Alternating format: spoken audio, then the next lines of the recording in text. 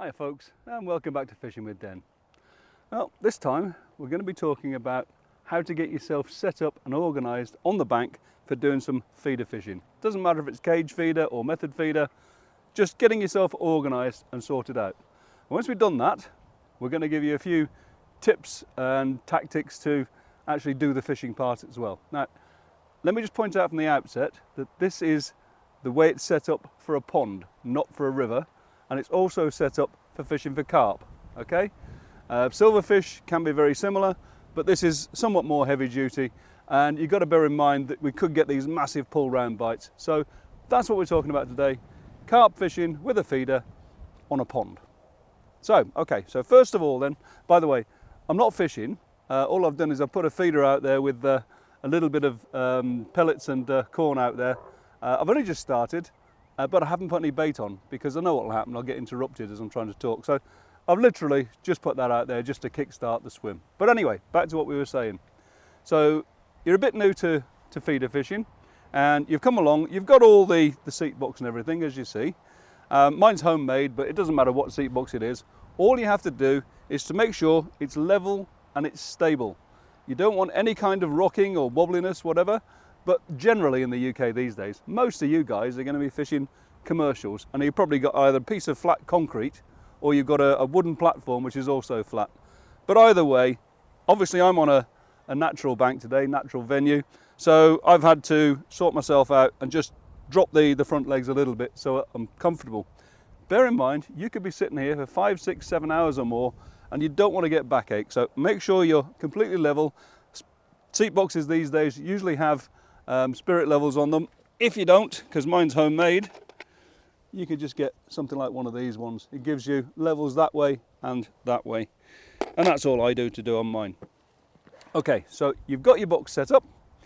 Next, side trays. Now I actually have 2 side trays because I've kind of just developed that over the years. A lot of people like one big side tray on a particular side, and usually if you're right-handed, and I'm not, you'll have it probably on the left-hand side. Now, as I say, I'm not right-handed, so you're going to have to do this the reverse of the way round. Obviously, I'm left-handed, so in my case, the rod is going to be here. But before we get to that part, let me just finish off talking about organisation. You'll also notice I've got a tray under here. This is where I put things like sandwiches, flask, that sort of thing, just so I haven't got to lean down and sort of come off balance or whatever. I've also got my trays in the rear. I know everybody else has them at the side, but I made the box, so I made it how I want it. On this other side here, I've got, literally, it's just some micro pellets.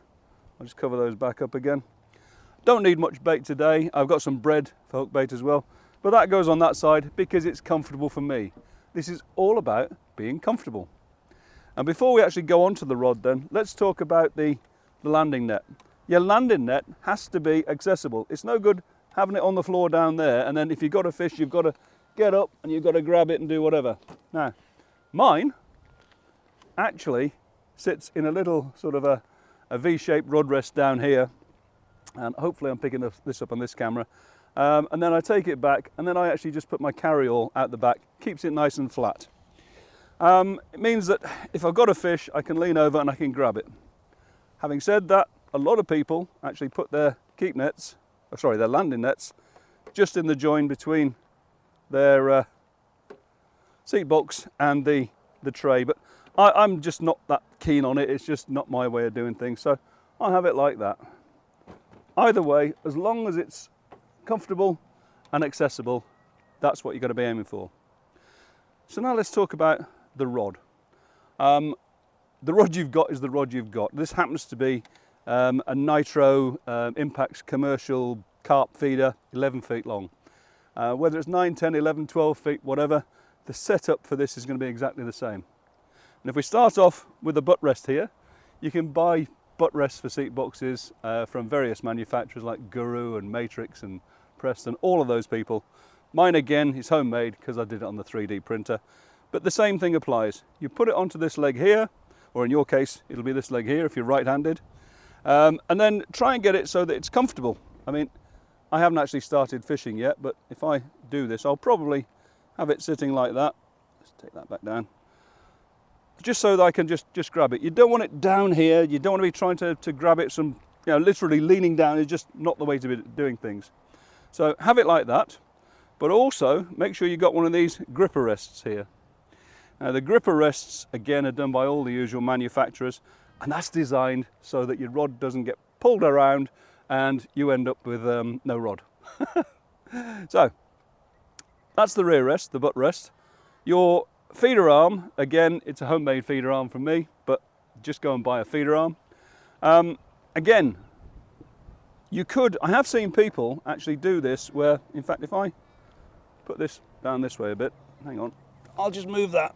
I have seen people put it on the same side as their butt rest, sorry, okay, and then try and fish sort of like that. Well, obviously this isn't set up correctly, but you get the idea here. If you're fishing and you get a bite and you get a fish, and particularly if you've got a longer feeder arm, mine's extendable, but I've just left it like that, you've got to sort of try and go round the thing here. And yeah, you know, it might work, but to all intents and purposes, for me, the best way, I'm trying to do this, getting all tangled up, is to just have it like I did there, and have it so that your rod is just above the surface, like that. Now, mine's adjustable in all kinds of directions. In fact, it also comes out at an angle, but we won't talk about that today. But the idea is to get the tip just close to the surface. The idea being that, and it is a windy day today, that you're not going to be affected by wind and your tip's not bouncing around, or the least possible amount of bounce on it. But just before we finish off on the feeder arm, you'll see the front rest itself. I've got a deep V in there. Again, you could use something similar. This is the gripper rest, but for example, Matrix and the others also do a similar V-shaped rest to that, but which doesn't actually grip at the front. So just get yourself a deep V, because what will happen is you'll get a bite and the rod will be pulled around and it'll be vicious.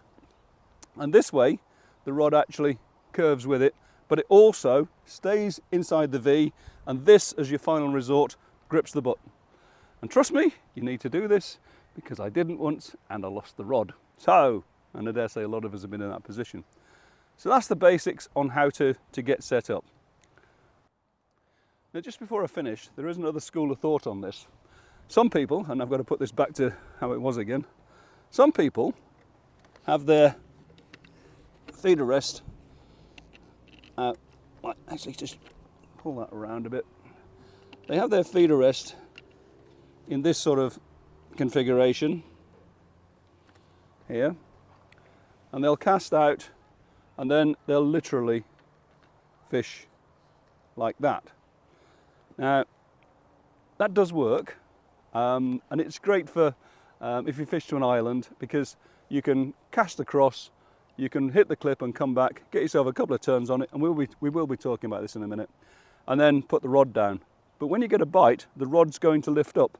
So it's going to do this kind of thing, where it just lifts up in the air like that. Works for an island, but some of the places I go where you get really tear off bites, this rod would lift up in the air and literally, I don't know if this would actually hold it even.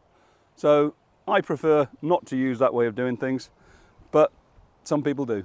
So anyway, back to where I was. Let's get that back to right. Now we've got the general idea sorted out. Hang on, just sort myself out here a minute.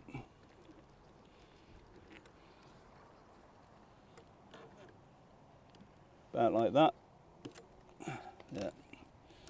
Right, we've got the general organisation sorted out now, and it's all about being comfortable. You can just grab the rod and you can do whatever you need to do. You can grab the landing net, do whatever you need to do there. So next thing then is, let's do some fishing. Okay then folks, so for this next bit, we're just going to go through how I go about fishing with in this case a cage feeder, but it could just as easily be a method feeder. As I say, this is going to be kind of an overview of how things work, with a few tips and maybe an odd trick here in the way. As I say, it's going to be an overview, so what I think I'll do is, where it's blindingly obvious to me, but may not be blindingly obvious to one of you guys who's maybe a newcomer, what I'll do is I'll refer to a video I've done previously to sort of give you the ins and outs of it, because otherwise we could be here all day. Things like simply casting accuracy, casting to a line clip, how to set up your feeder and all this sort of thing. I haven't got time to do today, but I've got various videos on all of these, so I'll put links up as we go. And if we start off, in this case, if I just put this down here a second, with the feeder set up, as with all of these things, just hook myself, I've just got a free running cage feeder on here like this. It's a very simple rig, and I did actually do a video quite recently actually on this one. So right from the outset, there'll be a link up above, and I'll also put a link down in the description box if you don't get to click the link just now, to show you exactly how to set up this running feeder rig. I'm using £6 Guru drag line for mainline, which is 0.25 millimeters or 0.25. That seems to be, for what I want here, the perfect sort of breaking strain line. I've got rocks and all sorts of things and branches, so I find that this is good abrasion resistant line. But things like sinking feeder mono from Preston, that sort of thing, I'm sure that they work just as well. So anyway, 14 hook. What I'll do is I'll actually get this set up, and we'll talk about casting next. Now, I did actually, before I started, I put just a couple of feeder fulls, they're only tiny feeders, just out where I'm intending to go, and I actually worked out that I wanted to be at 20 turns of the reel. Now, where you fish is obviously dependent on the venue you're fishing. So what I'm going to do is just let you work that out, and it might be that you're going to be chucking across to the far bank. It might be that you're actually coming in close down the edge and doing short range feeder. Or it could be that you're going 3/4 of the way across and fishing the deeps. If you're not sure, ask someone. People like the local tackle shop, if you go into a commercial venue, they'll know exactly how to fish it, and they'll let you know how to do it as well. So, I've got 2 bits of corn on a hair rig, and this venue doesn't respond well to a lot of bait, so I'm just going to put 3 bits of corn in there, and then from the micro pellets, I'm literally just going to get a thumbnail full and just put it in like that. Now, let's talk about casting. We've talked about distances. Accuracy, hopefully you can cast quite accurately. I will talk about that a little bit as we go, but particularly, first of all, I'm going to talk about the line clip. I'm fishing at 20 turns, and I want to be at 20 turns every time, so the bait goes in the same place when I cast out. And so what you do is you clip up. And clipping up simply means putting the line, probably can't see it too well here, putting the line behind the line clip and maybe going around it once, depending on the type of line clip. And again, I will come back to that in a minute, because you may well see on mine, there's a sort of a white band on there. Very often, people don't like fishing to a line clip, because if a fish tears off, they end up sort of back winding to the line clip, and then they can't get the line clip undone and they get smashed up. But we will actually discuss exactly how all this works in a second. What I'm going to do first of all is I'm going to cast out. I've got a marker over there, always get a marker. In my case it's a tree. Give yourself a decent drop, 4 or 5 feet. Come up, give it a quick, so like this, come back over yourself, and then if you point the rod at where you're aiming at, this all should work out for you. So let's just do that, and we're going to hit the clip, but watch what happens. I'm going to pull to the side, okay, and then let it hit the bottom, and I've got 2 or 3 turns on that reel now, so I've got a bit of leeway. If I do get a fish which tears off, great, no problem. I've got sort of 2 or 3 turns, but, and this is the important thing, what I'm going to suggest is have a look at my video on fishing with this rubber band technique. It's literally called a loom band. It's what young girls use to put their hair in pigtails. You just put it on the spool, hook it under the line clip, and then if you do get to the point where a fish is pulling like this, and it means that you're struggling, it will eventually break the line. Sorry, the line will break the elastic band. before you lose the fish. So for those of you that don't want to use the line clip itself, that works fine. Now you probably can't see it, it's right just there, but I put a little bit of, in this case, purple marker on. So if I do lose the distance marker, because obviously I've snapped off the rubber band on a fish, at least I can just look for this purple bit on the line as I've cast out and reeled back, and I can just then put another rubber band on. Now again, as I say, there is a video on this, link up above now, another one down below. And I am going to just reel this one in because I may have moved it, but it won't hurt to actually put a bit more bait on, or in. Again, I've got corn on the hook, tiny amount of corn in the feeder. We're still just in spring down here, so it hasn't really warmed up yet. And again, watch what happens. Give yourself a decent drop, swing forward, concentrate on the tree in front of you or your marker, keep it up, go forward, pull round, there you go, and then 1, 2, 2.5 turns on it. Now, the rod's got quite a big bend in it at the moment. That's okay, because if this was a calm day, the surface wouldn't have all these ripples. Now, you can see that the line's sunk, and what I'm going to do is just take that back like that. Smallish bend in the tip, not too much. Some people like it to be almost slack. I just like a little bit of a bend in it. I'm actually fishing, as I say, a natural venue. Nobody else really fishes it, so the fish don't know enough to spook at tight lines, but you know, you can experiment a bit with that. And also, a lot of people have the anti-reverse on there. Now, good and bad things with that is, if you get a tear around bite, it doesn't give any sort of leeway unless you've got the clutch set properly. But even then, see, that's not too bad. But even then, it's unlikely to pull anything off the clutch unless it's screaming off. So, I must admit, I tend to fish with the anti-reverse off. It just gives me a little bit of leeway, but that's a personal preference. As you can see, the tip is right down close to the water, as I probably mentioned before. We're ready to go. One other thing, if you're catching really well, there's no reason why you can't have this on your knee like this. Okay, it does reduce the angle a bit, but again, as long as you've got a good angle on the thing, if I just tighten that up, you can see that, you know, if a fish pulled, we'd certainly get a good bite. So that's the basics of the thing. We haven't actually caught a fish yet. Whether I will or not, I don't know, because this place has been fishing really patchy lately, but we'll wait and see.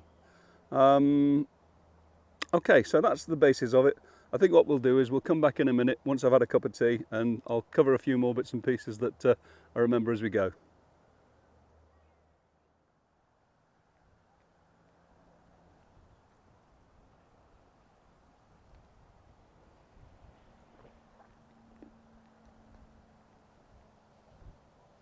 Whoa, like that. I was drinking my cup of tea and we're going to pull around.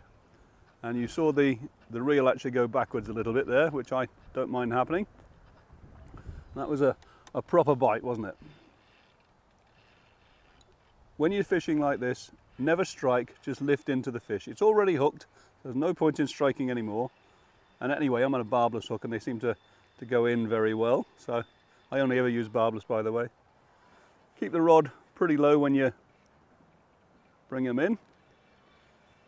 That tends to keep the fish a bit further up in the water. So if you hold it up like this, they could actually dive down. Mind you, it's only 3 feet deep here, but the other thing with holding it right up high and back is that you could end up putting too much of a bend in the rod and breaking something. So now I'm just going to check my clutch a little bit. Yeah, that's not too bad.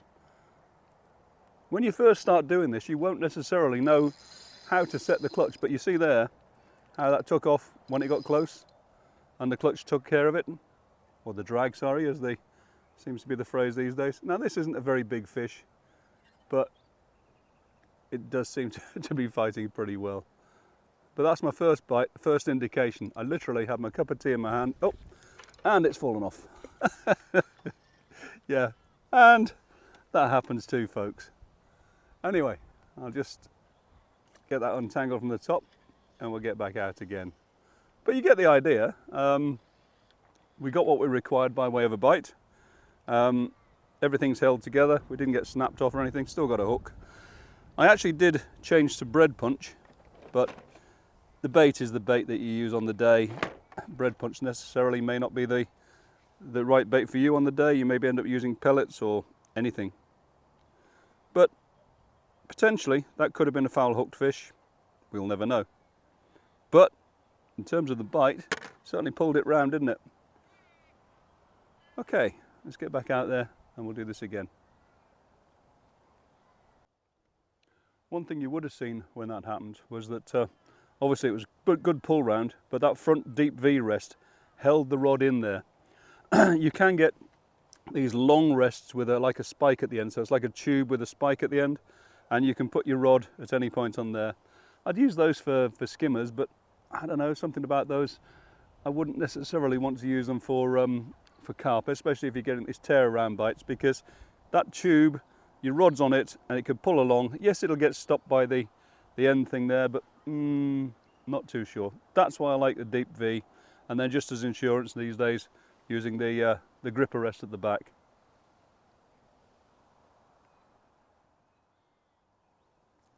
So look, I'm going to carry on fishing now. This being a how to organise and set up video, I'm sure you don't necessarily want to see me catching fish, and in fact we didn't catch that last one, but what it did do was demonstrate what bites should look like, which was that sort of pull round, and hopefully I've covered everything else that you need to get yourself out on the bank and have a good day's fishing. Anyway, that's exactly what I'm going to do now. I'm going to have a good afternoon's fishing, and so I'll bid you good day. See you next time, guys.